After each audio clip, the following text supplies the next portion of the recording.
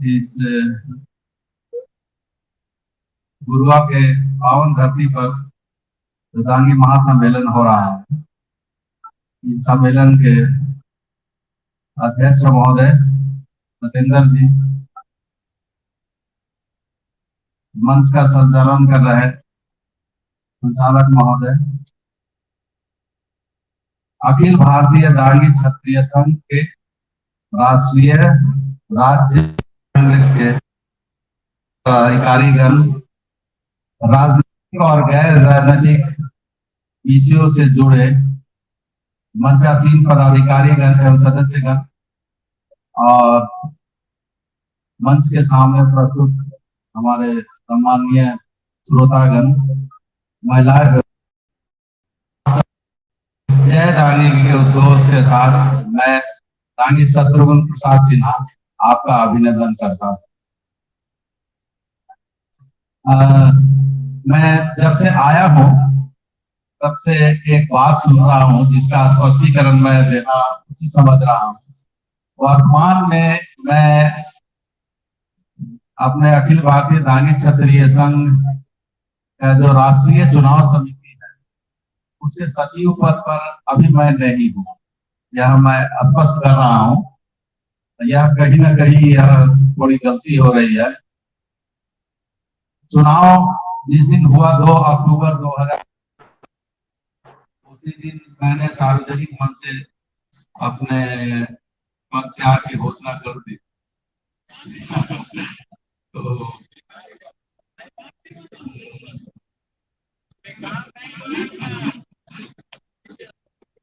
तो मैं यह कहना चाह रहा था कि मंच से मैं जब से आया हूँ, मेरे आने वाले वक्ताओं ने क्या कहा, मैं तो आने के बाद मंच से जो कुछ भी कहा जा रहा है उसमें बहुत सारे ऐसे विषय हैं जिसकी समीक्षा की जानी चाहिए और समीक्षा का निष्कर्ष निकाल के जो वक्ता है जरूर दी जानी चाहिए।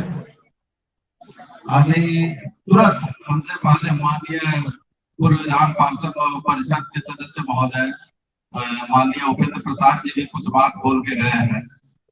उनमें तथ्यात्मक रूप से मुझे लगता है कि कुछ सुधार की जरूरत तो अवश्य है। इसलिए 2008 में विकास संस्थान के जिस भवन में दांगी जाति को अति पिछड़ा वर्ग में शामिल करने के लिए जब पहली बार बैठक हुई थी और उस बैठक में प्रस्ताव पारित किया गया था, उस दिन से लेकर जब तक यह मतलब सरकार का समझिए निर्णय पता चला हम लोग को, उस दिन तक मैं इस जो अभियान चला था इसमें सशरीर शामिल रहा हूं। इसलिए ऐसा नहीं है 100% बातों की जानकारी तो नहीं है मुझे, मैं यह दावा नहीं करूंगा, लेकिन मैं यह दावा जरूर कर सकता हूं कि 90 से 95% जो तथ्य हैं उन तथ्यों की जानकारी को मैंने अपने आंखों से देखा है और अनुभव किया है। इसलिए उपेंद्र बाबू जो बात अरुण जी हमारे बिहार प्रदेश के महासचिव ने कहा वह बिल्कुल सच कहा, लेकिन हमारे उपेंद्र प्रसाद महोदय ने उसको थोड़ा अतिरेक में लिया और थोड़ा बह गए हैं। यह मैं आपको सार्वजनिक रूप से कहता हूं और दावे से कहता हूं, बिल्कुल दावे से कहता हूं।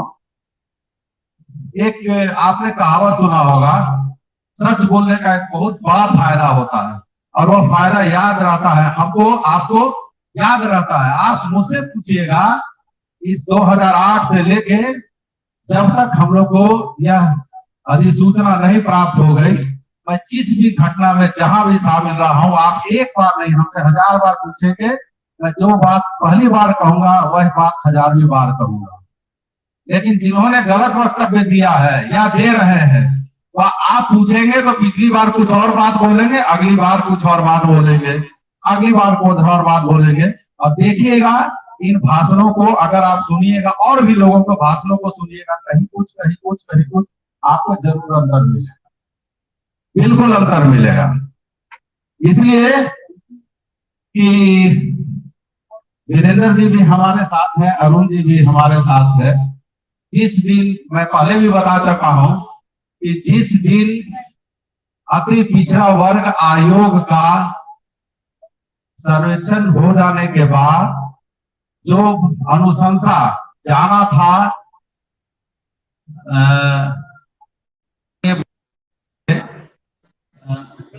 पिछड़ा वर्ग आयोग से सचिव महोदय के यहाँ, तो वहां जो घटना हुई थी उस घटना में हम और इस समय के महासचिव वीरेंद्र जी, तीनों आदमी हम लोग वहां थे। और वह जो घटना है वह हमारे लिए, मतलब हम लोगों के लिए जीवन भर भूलने लायक नहीं है। पूरे पटना में संजोग ऐसा है कि उस दिन पूरे पटना का लाइन कटा हुआ, उस इलाके का लाइन कटा हुआ था। हमने जो सर्वेक्षण तैयार किया था, सर्वे के आधार पर जो सर्वे तैयार करके ले गए थे, अति पिछड़ा वर्ग आयोग का सचिव बोला कि इसमें बहुत सारी त्रुटियां हैं, आपने दिया है महिलाएं इतने पढ़े लिखे, इतने ये है, इतने है, वो सारा का हमको प्रतिशत निकाल करके दूसरा कागज बना के लाके, ऐसी व्यवस्था लाइन नहीं था। इतनी परेशानी थी कि क्या कहे, हम लोग कहाँ उसको ठीक कराए, यह बहुत मुश्किल हो गया। उसके बाद उसको हम लोग कैसे जैसे तैसे, हमारे घर पर तो कंप्यूटर पे तो यूपीएस रहता है तो उसको ठीक ठाक करा सके, अपार्टमेंट में जनरेटर की व्यवस्था रहती है तो ठीक करा सके। समय नहीं था हम लोगों के पास कि उसको जल्दी जल्दी ठीक कराए। उसको ठीक कराना था, ठीक करने के बाद जेरोक्स कॉपी करने के लिए जहां ले गए वहां लाइन नहीं है, उसके यहाँ भी लाइन नहीं है। जनरेटर चलवा के कैसे कैसे उसको करके, और इतनी जल्दीबाजी थी हम लोगों कि स्पाइरल करके 15-20 कॉपी में हम लोग को ले जाना था। छेद स्पाइरल के लिए छेद करवा करके रख के गाड़ी में ही हम लोग बैठ करके, गाड़ी जा रही है उसी में चल करके उसको स्पाइरल करते करते, और हम लोग वहां पहुंचे। जब वहां पहुंचे हैं तो सचिव जो है उसको साइन करने के लिए तैयार नहीं, बोला कि हम इसको साइन नहीं करेंगे, यह जो आपका सर्वे है हमारे कंप्यूटर में नहीं है, कंप्यूटर में नहीं है, फॉन्ट चेंज हो जाता है सरकारी फॉन्ट के रूप में। वह बोला डेवलिस या कृति, क्या याद नहीं आ रहा, कृतिका करके है क्या राकेश जी, कृति कृति करके है ना, कृति देव, उस फॉन्ट में ला के दीजिए। मैं वाकमन चाणक्य फॉन्ट में काम करता था, फिर वापस गए, फिर से जा करके फिर उसको ट्रांसफर किए, फिर लेके गए, वहां गए। उसके बाद वो साइन करने के लिए तैयार नहीं है कि हमारे ऑफिस द्वारा यहाँ नहीं किया गया इसलिए हम लोग साइन नहीं करें। हम लोग थोड़ा सा बड़ी उदास हो गए, इतना उसको जा करके सर करके हम लोगों ने उसको बात कहा कि भाई देखिए ऐसा ऐसा बात है, क्यों नहीं कीजिएगा, इस तरह कीजिए। तो हम लोग के आग्रह को वो नकारता चला गया, चढ़कर बात भी करने लगा। अब बड़ी दिक्कत हो गई, वहां भी एसी वगैरह बंद था, सारे दरवाजे वगैरह खुले हुए थे। तभी देखिए हम लोग कहते हैं और क्या मानते हैं कि किसी भी काम को करने के लिए अगर नरम पक्ष का रहना जरूरी है तो गर्म पक्ष का रहना भी उतना ही जरूरी है। मैं और अरुण जी दोनों हम लोग उस दिन नरम पक्ष के रूप में थे, तो हमारे आज के राष्ट्रीय महासचिव उस दिन एकदम बिल्कुल गर्म पक्ष के आदमी थे। और मैं यह कहता हूं, कोई भी कहे, जितना जिसको कहना है कह ले, अगर उस दिन वीरेंद्र जी ने जो नीति अपनाई या हम लोगों ने जो नीति अपनाई नहीं अगर होता तो उस दिन वो कागज में साइन ही नहीं होता। जितने सदस्य वहां थे, सदस्य थे, वो लोग साइन करने के लिए तैयार थे। अब तो रहे नहीं तांती जी भी अपना रिक्वेस्ट उसको कर रहे हैं, लेकिन उनके रिक्वेस्ट को भी उसने नकार दिया। साइन करने के लिए बिल्कुल तैयार, बोला कि नहीं हम नहीं करें, और उसका साइन करना जरूरी था इसलिए कि सदस्य भी था और सचिव भी था। बड़ी परेशानी हो गई, तो अंत में इन्होंने ही पूरा उस पर गुस्साए और खूब बिगड़े उस पर। और मुझे उसकी जाति याद नहीं आ रही है, उस जाति का भी जो है, हाँ, तेली जाति को अति पिछड़ा वर्ग में शामिल किया गया था, जिसके कोर्ट केस चल रहा था। वो इन्होंने खरी खोटी सुनाई उसको, इतना सुनाया कि वहां के जितने स्टाफ थे सारे स्टाफ निकल करके अपने अपने कमरे से आंगन में आ गए। एसी नहीं चल रहा था इसलिए दरवाजा वगैरह सब खुला हुआ था, सब लोग देखने उठने लगे। वो उसको डर हुआ या क्या हुआ, पूरा शरीर ऐसे ऐसे कांपने लगा और हमसे और राहुल जी बैठे हुए तो बोलने लगा, बताइए हम ऐसा ऐसा बात बोले हैं, इस तरह का बात तो हम कभी नहीं बोल रहे हैं, अब देखिए आपके नेताजी ऐसे ऐसे हमको बोल रहे हैं। तो हम लोग को लगा कि भाई वह एकदम सही निशाने पे चोट लगा है। मैंने वहां जितने स्टाफ देखने आए हुए थे सबको डांट के भगाया कि यहाँ तमाशा हो रहा, जाओ भागो यहाँ, अपना अपना रूम में गए। वीरेंद्र जी को हम लोग बाहर निकाले और हम और अरुण जी उसके साथ बैठे और बात किए और बोले कि जाने दीजिए सर, नेताजी लोग के यही सब काम रहता है, ये लोग क्या करेगा, ये लोग ऐसे ही बोलवे करता है, तो हम लोग से क्या दुश्मनी, सब काम को कर दीजिए। इतना कहने के बाद हम लोग अच्छा से बात किए, वो तुरंत तैयार हुए, लाइए कागज साइन करा दे। 11 पन्ना 11 कॉपी में साइन होना चाहिए, मुझे लगता है उस 20-21 कॉपी देते चले गए, ऐसे ऐसे वो साइन करता चला गया, उसको पता भी नहीं चला कि कितना कॉपी में हम साइन कर रहे हैं। वहां से साइन हुआ, एक कर्मचारी को वहां से तुरंत हम लोगों ने अपने गाड़ी में बैठाकर उसको सचिवालय पहुंचाया है। तुरंत उसी दिन शाम के 5 बजे पहले वहां पहुंच जाना था, अपनी गाड़ी से बैठा करके हम लोग उसको वहां पहुंचाया है। और जिस दिन पिछड़ा वर्ग आयोग में मीटिंग हो रही थी, निर्णय होना है, पास होना है, उस दिन हम लोग आयोग के बाहर हम लोग तीनों आदमी गाड़ी लगा के वहीं बैठे हुए थे, अपनी गाड़ी में वहीं बैठे हुए थे। निर्णय जैसे ही पास हुआ है उसी दिन उसी समय वह फाइल वहां से निकल करके और फिर सचिवालय गया है, तब हम लोग को मन में शांति हुई है। और जिस दिन कैबिनेट का बैठक था उस दिन भी अंदर की खबर हम लोग को विश्वसनीय सूत्र से मिल रहा था कि भाई आपका यह विषय है 5वें या 7वें नंबर पर हम लोग का यह विषय था। जैसे ही पास हुआ वहां से देन एंड देयर हम लोग को खबर हुआ, तुरंत हम लोग को खबर हुआ। और अगले दिन जैसा बता रहे हैं जी, यह तो हम लोग माननीय मुख्यमंत्री जी के अभिभाषण के लिए गए थे, इसको पास करा के हम लोग को अनुशंसा को पास करके जो रिजर्वेशन दिया गया है इसके धन्यवाद के लिए जो वहां गए थे। और माननीय नेता महोदय थे वहां, खिड़की मतलब जो खिड़की वाला दरवाजा होता है उससे हम लोग देख रहे थे, दिखाई भी दे रहे हैं वो, लेकिन उन्हें इतनी नहीं हुई या इतना लाज शर्म नहीं आया कि निकल करके कम से कम हम लोगों से बात करते और आकर के कहते। लेकिन उपलब्धि मिली है उसके बाद तो बहुत सारे नेताओं ने यह माना है कि भाई इसमें मेरा भी हाथ है, मेरा भी हाथ, इसलिए ऐसा कोई बात नहीं। उपेंद्र बाबू एक बात जो बोले उसमें हम लोग को विचार जरूर करना चाहिए।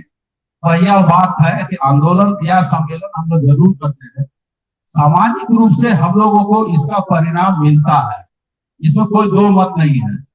शैक्षणिक रूप से भी हम लोग को मिल रहा है, लेकिन जो राजनीतिक रूप से परिणाम मिलना चाहिए नहीं मिल रहा, जिसमें पंचायती चुनाव और जो नगरीय चुनाव होता है वह भी शामिल है, एमएलए का जो चुनाव होता है वह भी शामिल है। इस पर जरूर विचार किया जाना चाहिए कि क्यों ऐसा होता है। पंचायत में हमारी जिस पंचायत में हमारी आबादी है, निश्चित है इस पंचायत में हमारा मुखिया होगा हमारी आबादी के हिसाब से, और खड़ा हो जाते हैं 4 लोग खड़ा हो जाते हैं, कैंडिडेट 4 लोग खड़ा हो जाता है, उसमें कोई गलती नहीं है, मैं उसको गलत नहीं कहूंगा। लेकिन जो वोटर होते हैं वह 4 भाग में हो जाते हैं, उसी की गलती है, मैं यही कहूंगा। 4 आदमी यदि खड़ा हो जाता है आपके समाज में, आपके पंचायत में 4 को सिरफिरा है तो पूरा समाज सिरफिरा हो जाता है ना, आप क्यों सिरफिरा होते हैं, मैं आपसे सवाल करता हूँ। वो तो 4 को खड़ा हो गया, वो 4 को सिरफिरा है, हर समाज में होता है, आपके समाज आपके पंचायत में है, आप क्यों उन सिरफिरों के साथ हो जाते हैं, आप 4 में 1 का चुनाव क्यों नहीं कर पाते हैं। इसलिए मैं जो कैंडिडेट खड़ा होते हैं उनको मैं गलत नहीं कहूंगा, जो उनको वोट देकर के अपना वोट बर्बाद करते हैं वो दोषी ज्यादा होता है। इसलिए आप इस बात पर ध्यान दीजिए कि किसी भी पंचायत में अगर खड़ा होता है, आपका चुनाव है ना, आपको चुनना है ना, आपको चुनना है इन 4 में से कौन सबसे बेहतर है, यही ना चुनना है। तो आप चुनते हैं 4 बेहतर है, तो क्या होता है 4 में से कोई बेहतर नहीं, यही होता है ना। तो इस पर ध्यान देने की जरूरत। दूसरा, मैं सुबह से देख रहा हूं जो पदाधिकारी हैं, चाहे राष्ट्रीय स्तर पर हो चाहे राज्य स्तर पर हो या किसी स्तर पर हो, आप पदाधिकारी बने हैं तो एक आचार संहिता होता है। आप पदाधिकारी हैं तो एक आचार संहिता है ना कि भाई आप सभा में जाएंगे तो क्या बोलेंगे क्या नहीं बोलेंगे, किसके बारे में क्या बोलना है क्या नहीं बोलना है, इन सब चीजों का बहुत ध्यान रखने की जरूरत है भाई, बहुत ध्यान रखने की जरूरत है। कुछ पदाधिकारियों को इसके पहले भी हम लोग समझा बुझा करके समझाए हैं कि देखिए भाई, सभा जब हो रहा होता है तो उन सभाओं में आप पब्लिक को एड्रेस कर रहे होते हैं, पदाधिकारी को एड्रेस नहीं कर रहे होते। तो जो समस्या आपको अपने पदाधिकारी से अंतर पदाधिकारी है या उस स्तर का है, उसको आप वही निपटाइए, उसको सार्वजनिक जगह पर निपटाने की जरूरत नहीं है। असुआ के ब्याह में खुर्पी का गीत गाने से कोई फायदा है बताइए? तो कुछ पदाधिकारियों की यह आदत हो गई है, इसलिए उस आचार संहिता का पालन करें और नहीं करें, और बार बार कहते हैं तो और भी बुरा लगता है। दूसरी बात, हमारे समाज में बहुत सारी बातें हैं, यह कमजोरी का पता सबको है, हमको है, आपको भी मालूम है कि हमारा समाज क्यों नहीं बढ़ पा रहा। इलाज भी पता है आपको कि क्या करेंगे तो हम आगे बढ़ेंगे। मुझको देख रहे हैं ना, मेरा पेट निकला हुआ, अब ये पेट कैसे निकला है ये हमको मालूम है, क्या करेंगे तो ये दूर होगा ये भी हमको मालूम, लेकिन वो करेंगे तभी ना दूर होगा। तो बीमारी का भी पता है, इलाज का भी पता है, लेकिन उसका क्रियान्वयन हम नहीं करते हैं, इसलिए हम इस तरह आपको दिख रहे हैं। तो आपके साथ भी यही है, हमारे समाज के साथ बीमारी क्या है यह पता है, इलाज भी पता है कि क्या करेंगे तो ये बीमारी दूर हो जाएगा, लेकिन उस काम को जमीन पे लाना है, यह काम हम लोग नहीं कर रहे हो, यही गड़बड़ी है। इस ओर ध्यान देने का जरूरत है, हमारे पदाधिकारियों को भी और इनके साथ साथ आपको भी। अभी जैसे अभी हम लोग इतने लोग हैं यहाँ, विगत 2-3 महीना से कम यहाँ मैं जान रहा हूँ कि तैयारी के सिलसिले में सत्येंद्र जी जिला के पदाधिकारी, प्रखंड के पदाधिकारी और जो लोग यहाँ इंटरेस्टेड है कि यहाँ ये सभा हो, जी तोड़ मेहनत कर रहे हैं, जी तोड़ मेहनत कर रहे हैं। रोज हमको खबर मिल रही है, सोशल मीडिया से भी बातचीत हो रही है, लेकिन उसका नतीजा देखिए, जितना इन्होंने मेहनत किया है या जो तैयारी किया है उस तैयारी के अनुरूप यहाँ हमारे समाज के लोग नहीं है। इतना बड़ा प्रखंड है, इतनी हमारी यहाँ संख्या है, यहाँ गुरुआ प्रखंड में हमारी जाति के जितने लोग रहते हैं उनका प्रतिनिधित्व यही 200-400 लोगों से हो जाता है, नहीं होता है। यह निराशाजनक है, इसका भी समीक्षा करिए आप लोग और इसको दूर करना चाहिए। मैं यह कहता हूँ, मुझसे आपको एक नहीं 1000 परेशानियां हो सकती है, हमें इतनी कमी है कि आप मुझसे यहाँ से निकल करके बात नहीं करिएगा, यह भी हो सकता है, लेकिन यह समाज का कार्यक्रम है। जब समाज का कार्यक्रम है तो इन जो कमियां हैं या कुछ भी है उसको भूल करके आपको इसमें शामिल होना है। यहाँ बताइए, दिल्ली से, राजस्थान से, कहां से लोग आए हुए हैं और आपकी संख्या यहाँ इतनी कम है, यह सचमुच निराशाजनक है, बहुत निराशाजनक है कि हम लोगों की संख्या बहुत कम है। लेकिन मैं गुरुआ प्रखंड के जितने भी पदाधिकारी हैं या जिला के पदाधिकारी जो इस तैयारी में लगे रहे हैं उनको मैं साधुवाद देता हूँ, बहुत मेहनत उन्होंने किया है, जिसको मैं बार बार सत्येंद्र जी का जो फोन आता था और भी पदाधिकारी सब फोन करते रहते थे, तैयारी दे रहते थे। इसलिए इस बात का ध्यान रखिए कि हम लोगों को जो समाज का उद्देश्य है, हमारा दागी समाज का अति पिछड़ा वर्ग में आपको रिजर्वेशन मिल गया, इसका मतलब यह नहीं है कि आपका उद्देश्य पूरा हो गया और अखिल भारतीय दागी क्षत्रिय संघ की अब कोई आवश्यकता नहीं है, आप अपने से पढ़ लिख करके बड़े हो जाइए। 1000 अभी ऐसी समस्याएं हैं, समस्याओं को दूर करने के लिए आपको इस संघ की जरूरत पड़ेगी। और यह जो 108 साल पुराना संगठन हो गया है, यह हमारे और आपके बीच में यह पर्याय है कि आपको किसी प्रकार की कोई दिक्कत होती है, सामाजिक रूप से या व्यक्तिगत रूप से दिक्कत होती है, तो जो छोटा मोटा दिक्कत होता है घर में, आप अपने माता पिता भाई बहन को याद करते हैं, और जब आप लाचार हो जाते हैं, आपको किसी प्रकार का कोई मदद नहीं होता है, तो आप किसको याद करते हैं? आप अपने अखिल भारतीय दागी क्षत्रिय संघ के छोटे से लेकर बड़े पदाधिकारियों का याद करते हैं ना कि भाई हाँ, हमको इसका मदद मिल जाता तो यह हो जाता। तो उन सब के लिए भी आपको तो संगठन की ही जरूरत है, तो इस संगठन की जब जरूरत है तो इसका सदस्य बनिए और इसके साथ चलिए। 10 आदमी 20 आदमी आप साथ चलिएगा किसी अच्छे उद्देश्य के लिए तो क्या बुरा है। तो आप संगठन का सदस्य बनिए, इसके कामों में सक्रियता से भाग लिए। बहुत सारे काम आप ऐसे करते हैं जो निरुद्देश्य कर रहे होते हैं, यह उद्देश्य के लिए काम है। यह आप संगठित रहिएगा तो आप बहुत कुछ कर सकते हैं। कहने का नहीं है कि क्या क्या कर सकते हैं। तो आप आग्रह रहेगा कि अखिल भारतीय दानी क्षत्रिय संघ जो कम से कम भारत में दानी समाज का समझिए एक छत्र प्रतिनिधित्व करता है, ऐसा इसका कोई विकल्प अभी तक नहीं बना है। लोग प्रयास कर रहे हैं बहुत कि अखिल भारतीय दानी क्षत्रिय संघ का विकल्प बने, लेकिन बहुत लोग प्रयास कर रहे हैं, उनको प्रयास करने दीजिए। लेकिन इसका विकल्प आज न मिलेगा और 100 साल बाद भी नहीं मिलेगा। 100 साल हो गया ना, 100 साल आज भी नहीं मिलेगा। इसीलिए आप इसके सदस्य बनिए। और अब देख रहे होंगे पुराने समय से अभी ये संगठन का हालत अभी देख रहे हैं ना। मैं पहले भी कह चुका हूं 2008 में जब वीरेंद्र जी ने इस संगठन के महासचिव का पद संभाला था पहली बार 2008 में, तब 2008 के पहले मतलब करीब 95-96 साल संस्था का हो गया था। तब इस संस्था के संगठन में सदस्यों की संख्या पूरे बिहार में 200 थी। पूरे बिहार में 200 सदस्य थे। और मुझे लगता है करीब करीब संगठन के खाता में 6000 रुपया था, वो भी 2 या 3 जगह रुपया जमा था। उसको इकट्ठा करके ला करके 2008 से आज आप जान लीजिए कि सदस्यों की संख्या कितनी हो गई है।